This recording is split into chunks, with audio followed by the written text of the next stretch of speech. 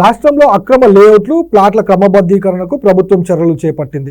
3 నెలల్లో దరఖాస్తులను పరిశీలించి అవసరమైన వాటిని క్రమబద్ధీకరించాలని నిర్ణయించింది. ఆగస్టు మొదటి వారం నుంచి ఈ ప్రక్రియను ప్రారంభించాలని అధికారులకు ఆదేశం ఇచ్చింది.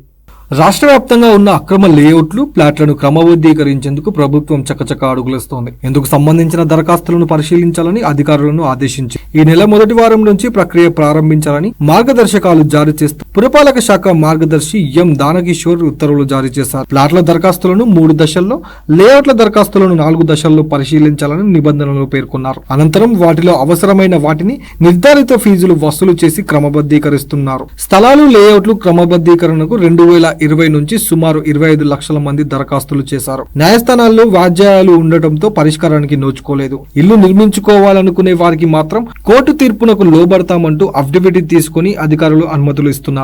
గత డిసెంబర్లో కాంగ్రెస్ పార్టీ అధికారం చేపట్టిన నాటి నుంచి ఎల్ఆర్ఎస్ దరఖాస్తుల పరిశీలనపై తర్జన భర్జనలు జరుగుతున్నాయి. ప్రస్తుతం ఉత్తర్వుల జారీతో దరఖాస్తుల్లో హర్షం వ్యక్తమవుతుంది.